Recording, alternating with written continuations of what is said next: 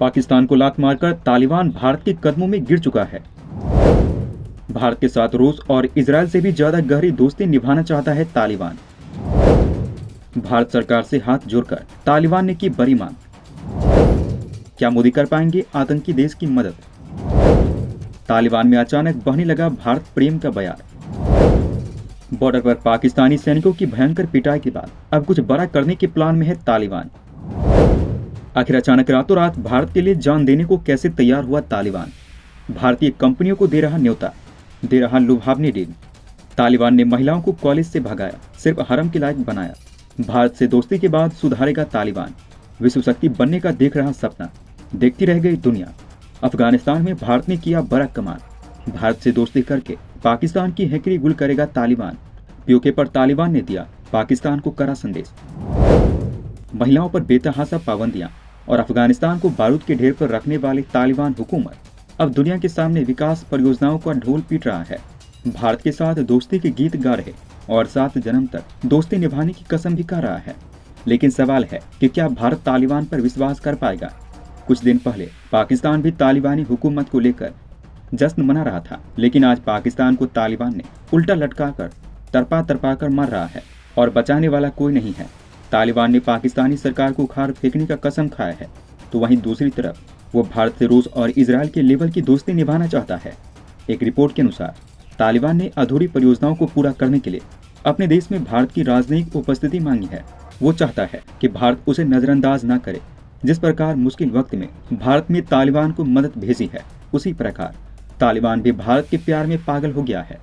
और विशेषज्ञ भी मानते हैं कि वो भारत को खुश करने के लिए पाकिस्तानी सैनिकों की लाशें बिछाया जा रहा है। इस वक्त चीन कोरोना की मार से करहा रहा है और तालिबान अकेला पड़ चुका है। भारत से मित्रता निभाने के चक्कर में वो चीन को भी भुला देना चाहता है। साथ ही तालिबान ने भारतीय कंपनियों को अफगानिस्तान आने का न्योता दिया है। तालिबान ने कहा कि भारतीय कंपनियों के लिए शांतिपूर्ण कामकाजी माहौल दिया जाएगा। साथ ही भारतीयों की सुरक्षा हमारी जिम्मेदारी होगी। तालिबान ने कहा कि भारतीय कंपनियों को जो मदद चाहिए हम देंगे, लेकिन प्लीज हमारे साथ व्यापार करो, वरना हम कंगाल हो जाएंगे। तालिबान ने कहा कि अफगानिस्तान शहरी बुनियादी ढांचे सहित भारतीय निवेश के लिए खुला है और भारतीय कंपनियों के लिए शांतिपूर्ण कामकाजी माहौल का आश्वासन दिया है। तालिबान ने खुले तौर पर कहा कि किसी भी भारतीय पर हमला तालिबान पर हमला माना जाएगा। हर एक भारत का दुश्मन भी तालिबान का दुश्मन माना जाएगा। तालिबान की ये बातें सुनकर पाकिस्तान का माथा सुन्न पड़ गया है। पाकिस्तान को ये बात समझ नहीं आ रहा है कि जिस सांप को उसने पाला था, आखिर वो अब उसे क्यों डस रहा है। तालिबान ने जोर देकर कहा कि भारतीयों की सुरक्षा हमारी जिम्मेदारी है और हम इसके लिए किसी भी हद को पार कर देंगे। इसके अलावा अफगानिस्तान के विदेश मंत्रालय ने भारत के द्वारा शुरू की गई अधूरी परियोजनाओं को पूरा करने के लिए अफगान में भारत की राजनयिक उपस्थिति भी मांगी है। अब तक भारत ने तालिबान को दरकिनार कर दिया था, लेकिन अब तालिबान भारत के साथ डिप्लोमेटिक रिलेशन बनाने के लिए तरफ उठा है। पिछले 2 दशक में भारत ने अफगानिस्तान में मुख्य रूप से देश के बुनियादी ढांचा क्षेत्र में विकास के लिए $3 बिलियन अमेरिकी डॉलर का निवेश किया था। तालिबान जब दोबारा सत्ता में आया तो वो भारत के द्वारा किए गए कामों को देखकर आश्चर्यचकित रह गया। उसे यकीन ही नहीं हो रहा था कि उसका देश इतना सुंदर बन सकता है। भारत ने अपने इन्वेस्टमेंट से तालिबान का दिल जीत लिया है और इसी कारण एक बार फिर से तालिबान भारत सरकार के सामने हाथ जोड़कर खड़ा है और बड़े मदद की गुहार कर रहा है, ताकि भारत सरकार एक बार फिर से अपनी परियोजनाओं को अफगान में लागू कर दे। भारत ने अफगानिस्तान के अंदर कई विकास कार्य किए थे, जिसमें बिजली, जल आपूर्ति, सड़क संपर्क, स्वास्थ्य देखभाल, शिक्षा, कृषि और क्षमता निर्माण जैसे 500 से अधिक परियोजनाएं शामिल है। रिपोर्ट के अनुसार 2021 में तालिबान के काबुल पर कब्जा करने से पहले अफगानिस्तान के सभी प्रांतों में लगभग 433 high impact community development project भारतीय वित्तीय सहायता से पूरे किए गए थे। दोबारा सत्ता में आने के बाद दोस्त भारत द्वारा किए गए कामों को देख तालिबान भावुक हो गया और अब वो दोबारा भारत को अपने देश में बुलाने के लिए आतुर हो चुका है। तालिबान को पूरा यकीन है कि भारत एक दिन अफगान को स्वर्ग जैसा बना देगा। पिछले कई दशकों से तालिबान को सोवियत यूनियन और अमेरिका ने बारी बारी से लूटा है। भयंकर गरीबी झेल रहा अफगानिस्तान। जब से अफगानिस्तान में तालिबानी हुकूमत सत्ता में आई है, तब से अफगानिस्तानियों का जीवन नर्क से बदतर हो गया है। आतंकी हमलों की दहशत में जीने के साथ लोग गरीबी और भुखमरी झेल रहे हैं। विशेषज्ञ का मानना है कि भारतीय परियोजनाओं के फिर से शुरू होने से अफगानिस्तान में गरीबी और बेरोजगारी के स्तर में कमी आएगी। रिपोर्ट के अनुसार इन परियोजनाओं के फिर से शुरू होने से लोगों के लिए रोजगार के अवसर और साधन भी बनेंगे। और अफगानिस्तान को राजनीतिक अलगाव से बाहर निकाला जा सकेगा।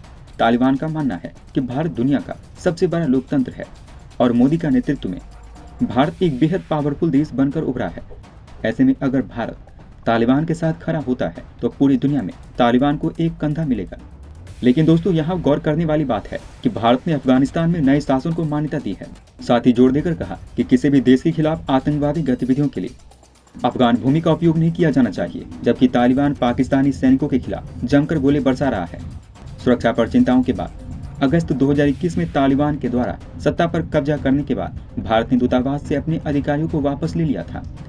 अफगान लोगों को भारत ने मानवीय मदद भेजी थी, जिसके बाद से वहां के लोग भारत के दीवाने हो चुके हैं। तालिबान सरकार की गैर मान्यता के बावजूद भारत ने अफगान लोगों को मानवीय सहायता दी है।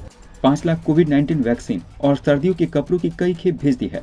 आजकल ये खबर चल रही है कि तालिबान महिलाओं को कॉलेज में पढ़ने से रोक रहा है, जिसके बाद एक नई बहस छिड़ गई है कि क्या तालिबान फिर से महिलाओं को नर्क में रखना चाहता है और उन्हें सिर्फ हरम के लिए इस्तेमाल करना चाहता। इस मुद्दे पर तालिबान के खिलाफ भारत और ब्रिटेन समेत कई बड़े देशों ने तालिबान की आलोचना की है ताकि वो फिर से महिलाओं की शिक्षा को न रोके। दोस्तों, आप सभी जानते हैं कि आजकल तालिबान पाकिस्तान का क्या हाल कर रखा है। हर दिन पाकिस्तानी सैनिक तालिबान के हाथों खल्लास हो रहे हैं और पूरा पाकिस्तान एक गंभीर विनाश की ओर अग्रसर है। 1 साल पहले अफगानिस्तान में तालिबानी हुकूमत के पीछे पाकिस्तान का भी बड़ा हाथ था। पाक की मदद से तालिबान ने अफगानिस्तान में सत्ता पाई। ताजपोशी के वक्त पाकिस्तान सरकार के ज्यादातर मंत्री ISI की मौजूदगी से दुनिया भी समझ गई थी कि आने वाले समय में यही तालिबान पाकिस्तान की वाट लगाएगा, और ठीक वैसा ही हो रहा है। अब 1 साल बाद अफगान तालिबान और पाकिस्तानी सेना के बीच तनाव बढ़ गया है। इसके पीछे सबसे बड़ी वजह तहरीके तालिबान है, जो पाकिस्तान में कत्लेआम कर रहा है और तालिबान की सह में अपनी जरूरतें पूरी कर रहा है। दोस्तों, आप सभी नीचे कमेंट करके बताइए कि अफगानिस्तान की राजधानी कहाँ है।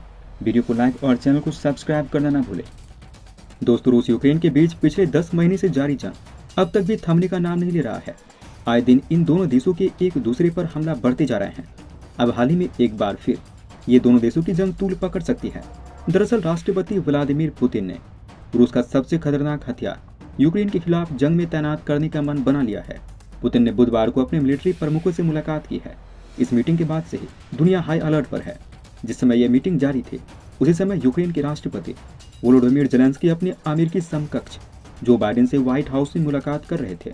इस मिसाइल के बारे में बात करें तो यह हाइपरसोनिक शैतान 2 परमाणु मिसाइल है, जो यूके को बस 6 मिनट में तबाह कर सकती है। अब उसे पुतिन प्रयोग कर सकते हैं। इस मिसाइल को सरमत RS-28 के तौर पर भी जाना जाता है। ये इतनी ताकतवर है कि 11,000 मील यानी करीब 18,000 किलोमीटर तक टारगेट को चकनाचूर कर सकती है, जिसमें यूके भी शामिल है। और ऐसा बताया जाता है इसे रोक पाना बेहद मुश्किल है। पुतिन के शब्दों में सरमत मिसाइल में सर्वोच्च रणनीतिक और तकनीकी खूबियां हैं और ये इतनी सक्षम है कि इसमें एंटी मिसाइल डिफेंस की सारी आधुनिक माध्यम हैं। पुतिन का कहना था कि ये दुनिया का वो हथियार है जिसके बारे में न कभी सुना गया था और इसके टक्कर की मिसाइल बनाने में अभी बहुत वक्त लगेगा।